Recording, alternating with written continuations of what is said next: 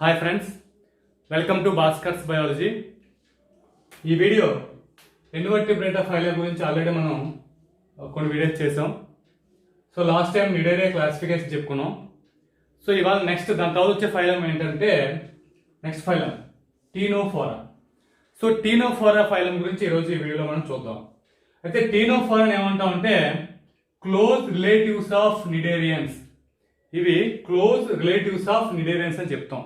అంటే కొన్ని నిడేరియా తాలూకా లక్షణాలు కూడా వీటిలో ఉంటాయి. సో కాబట్టి వీటి మనం ఏంటంటే క్లోజ్ రిలేటివ్స్ ఆఫ్ నిడేరియన్స్ అంటాం. అంటే ఈ టీనోఫోరా వర్గాన్ని నిడేరియాల సన్నిహిత సంబంధికులు.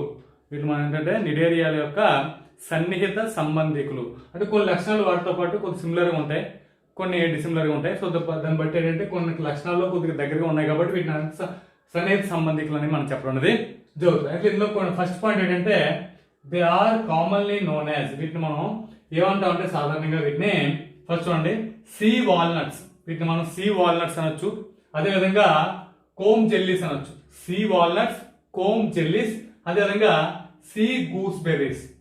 గుర్తుపెట్టుకోండి, మూడు కొద్దిగా డిఫరెంట్ ఉంటాయి పేర్లు. సీ వాల్నట్స్ ఒకటి. సెకండ్ ఏంటంటే comb jellies. Sea walnuts, comb jellies. Next third one ఏంటంటే సీ గూస్ బెర్రీస్.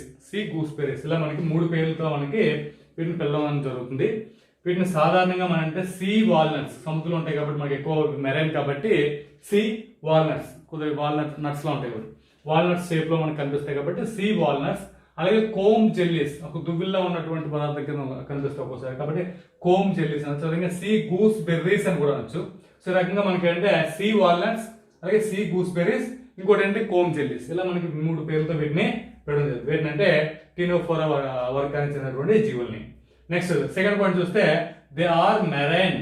ఇవన్నీ కూడా సముద్రాల్లో ఉంటాయి కాబట్టి వీటిని సీ అని పెట్టారు. Sea walnuts, sea gooseberries, అదేవిధంగా కోమ్ జెల్లీస్ అని అనొచ్చు. సో ఇవన్నీ కూడా మనకి సముద్ర జీవులు. దే ఆర్ మెరైన్, సముద్ర జీవులు. అలాగే రేడియల్ సిమెట్రికల్. ఇక్కడ మనకి బాడీ సిమెట్రీ ఏమవుతుందంటే ఇక్కడ మనకి బైలేటరల్ కాదు, రేడియల్ ఉంటుంది. రేడియల్ వలయ సౌష్ఠవాన్ని ప్రదర్శిస్తాయి. సో మనకి రౌండ్ గా ఉంటుంది వలయ సౌష్ఠవం అనేది. సో మనకి ఇలా వలయ సౌష్ఠవం అంటే మనం ఎలా కట్ చేసినా మనకి 2 ఈక్వల్ పార్ట్స్ రౌండ్. దీన్ని మనం వలయ సౌష్ఠవం అంటాం, రేడియల్ సిమెట్రీ. అలాగే నెక్స్ట్ అంటే డిప్లోబ్లాస్టిక్. సో డిప్లోబ్లాస్టిక్ ద్విస్తరిత, అంటే మనకి రెండు స్థలాలు ఉంటాయి, ఎక్టో ఎండో. అలాగే మనకి అంటే రెండు రకాలు, అంటే బాహ్య అంతఃచర్మ అంటే అంతఃస్థరాల కింద రెండు స్థలాల కింద డివైడ్ ఉంటాయి కాబట్టి మనం ద్విస్తరిత జీవులు ఆర్గానిజమ్స్ అని చెప్పొచ్చు. అంటే next they are marine, radial symmetry, diploblastic organisms. ఇవి ఏంటంటే మనకి టీనోఫోరా చెప్పొచ్చు. నెక్స్ట్ ఇది కూడా మనకి టిష్యూ లెవెల్ ఆఫ్ ఆర్గనైజేషన్. ఇంతకుముందు చెప్పిన నిడేరియా కూడా tissue level of organisation. So ఇది కూడా మనకి అంటే ఆర్గానిజమ్స్ టిష్యూ, ఇది కూడా మనకి అంటే టిష్యూ లెవెల్ ఆఫ్ ఆర్గానిజమ్స్ కింద ఉంటాయి. అంటే కణజాల స్థాయి జీవులు. ఇవి కూడా మనకి ఏంటంటే నిడేరియన్స్ లాగే కణజాల స్థాయి నిర్మాణాన్ని కలిగి ఉండడం అనేది జరుగుతుంది. నెక్స్ట్ మోస్ట్ ఇంపార్టెంట్ పాయింట్ దీనిలో మనకి అంటే the body beers 8 external rows of ciliated. ఇక్కడ చూడండి 8 external rows of ciliated. Cilia ఉంటాయి వీటి మీద.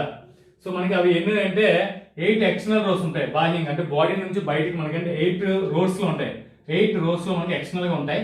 8 external rows of ciliated comb plates ఉంటాయి. చూడండి సీలియేటెడ్ కోమ్ ప్లేట్స్. ఇవి ఉండడం వల్ల ఏమవుతుందంటే ఇది ఒక ప్లేస్ నుంచి ఇంకో ప్లేస్ కంటే ఇవి ఒక రకంగా మనకి అంటే లోకోమోటరీ ఆర్గాన్స్ అనమాట.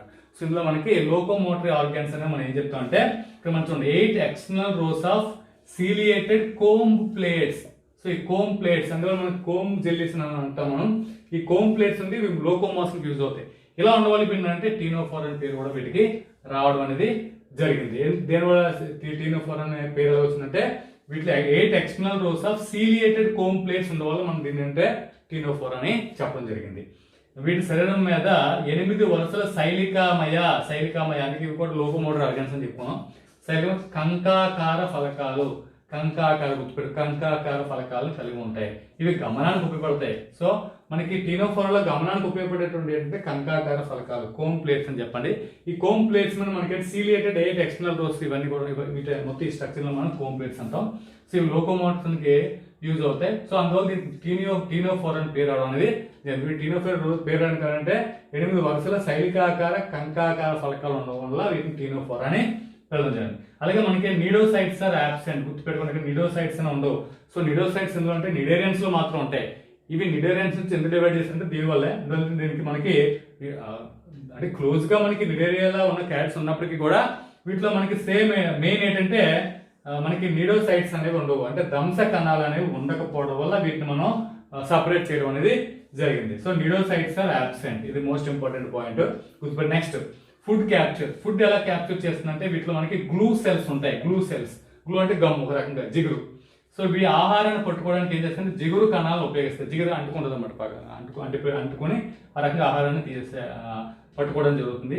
సో జిగురు కణాలు. వీటికి ఇంకో పేరు అంటే చూడండి, లాసో సెల్స్ అనొచ్చు, అదేవిధంగా మనకి కోలోబ్లాస్ట్ అనొచ్చు, కోలోబ్లాస్ట్ అనొచ్చు, లేదా మనకి ఏంటంటే లాసో సెల్స్. సో ఇలా లాసో కణాలు క్లోరోబ్లాస్ట్ అని వీటిని పిలవచ్చు. వీటిని జిగురు కణాలు. ఇది కూడా ఇంపార్టెంట్ పాయింట్ గుర్తుపెట్టుకోండి. నెక్స్ట్ డైజెషన్కి వచ్చేసరికి డైజెషన్ ఎక్స్టర్నల్ ఇంటర్నల్ సేమ్ ఇంతకుముందు అలాగే. సో నిరేల్లో కూడా మనకి ఫస్ట్ ఆంతోజోవా, అది హైడ్రోజోవా కాకుండా రిమైనింగ్ రెండు కూడా మనకి ఎక్స్టర్నల్ ఇంటర్నల్గా మనకి కనిపిస్తాయి. సో అదేవిధంగా వీటిలో కూడా డైజెషన్ ఏంటంటే extra cellular all intra cellular రెండు కలిగి ఉంటాయి. బాహ్య, కణబాహ్య, అలాగే కణాంతస్థంగా కూడా మనకి జీర్ణక్రియ అనేది వీటిలో జరుగుతుంది. నెక్స్ట్ ఇందులో ఉన్నటువంటి ఇంకొక మెయిన్ క్యారెక్టర్ అంటే బయోలుమినిసెన్స్ ఉంటుంది వీటిలో. బయోలుమినిసెన్స్ అంటే ఇమిటింగ్ లైట్ ని ఇవి ఫోకస్ చేస్తాయి. అంటే దాని నుంచి మనకి ఒక లైట్ అనేది మనకి బయటకు రావడం అనేది మనకి, అంటే లైట్ రావడం అంటే ఫర్ మినుగురు పురుగులు చూస్తాం, అవి వాటి నుంచి మనకి లైట్ ఒకటి బయటకు వస్తుంటుంది. సో అదేవిధంగా వీటి నుంచి కూడా కొంత లైట్ అనేది బయట రావడం జరుగుతుంది. దీన్ని మనం జీవ సందీప్తి అంటాం. ఇవి జీవ సందీప్తిని ప్రదర్శిస్తాయి. సో నెక్స్ట్ పాయింట్ ఏంటంటే sex are not separated. Sex అనేవి మేల్ సపరేట్, ఫిమేల్ సపరేట్ కాకుండా రెండూ కలిపి ఉంటాయి. అంటే మోనోసియస్ అంటాం. అంటే ఇవి ఉభయ లింగ జీవులు, రెండు లింగాలు ఒకే, అంటే మేల్ రిప్రొడక్టివ్ ఆర్గాన్, అలాగే ఫిమేల్ రిప్రొడక్టివ్ ఆర్గాన్, పురుష ప్రత్యుత్పత్తి, స్త్రీ ప్రత్యుత్పత్తి, రెండు కూడా ఒకే జీవులు ఉంటాయి కాబట్టి మనం ఉభయ లింగ జీవులు అంటాం. Sex are not separate, monoecious అంటాం. నెక్స్ట్ రీప్రొడక్షన్ ఎలా జరుగుతుందంటే సెక్షువల్ రిప్రొడక్షన్, అంటే సెక్సువల్ జరగదు ఇందులో మనకి. ఓన్లీ మనకి రిప్రొడక్షన్ సెక్సువల్, అంటే ప్రత్యుత్పత్తి లైంగిక పద్ధతిలో మనకి జరగడం అనేది జరుగుతుంది. నెక్స్ట్ ఫెర్టిలైజేషన్కి వస్తే మనకి ఏంటంటే ఎక్స్టర్నల్ ఫెర్టిలైజేషన్ జరుగుతుంది. ఫెర్టిలైజేషన్ అంటే ఫలదీకరణ బాహ్యంగా జరుగుతుంది, అంటే బాహ్యంగా అంతర్గతంగా జరగదు. సో బాహ్యంగా ఫలదీకరణ జరగడం అనేది ఇందులో వీటిలో మనకి కనిపిస్తుంది. అలాగే మనకి డెవలప్మెంట్ వస్తే నెక్స్ట్ డెవలప్మెంట్ ఏంటంటే ఇండైరెక్ట్, అంటే లార్వా స్టేజ్ అనేది వీటిలో మనకి కనిపిస్తుంది. సో అభివృద్ధి ఎలా అంటే పరోక్షంగా ఉంటుంది. ప్రత్యక్షం అంటే లార్వా స్టేజ్ ఉండదు, పరోక్షం అంటే లార్వా స్టేజ్ ఉంటుంది. అది ఏంటంటే లార్వా ఏంటంటే చూడండి సిడిపిడ్. సో సిడిపిడ్ లార్వా ఉంటుంది. సిడిపిడ్ లార్వాని కలిగి ఉంటాయి. సిడిపిడ్ లార్వా గుర్తుపెట్టుకోండి. ఎగ్జాంపుల్ ఏంటంటే ఫ్లూరోబ్రాంకియా ఒకటి, నెక్స్ట్ హార్మిఫోరా ఒకటి. సో రెండు కూడా మనకి ఎగ్జాంపుల్ చెప్పొచ్చు, ఫ్లూరోబ్రాంకియా, హార్మిఫోరా. ఇలా మనకి ఇవి టీనోఫోరా సంబంధించినటువంటి మెయిన్ ఇంపార్టెంట్ పాయింట్స్. ఇప్పుడు వీటిలో క్లాసిఫికేషన్ ఏంటంటే మనం ఇప్పుడు చూద్దాం. క్లాసిఫికేషన్ చూస్తే వర్గీకరణ.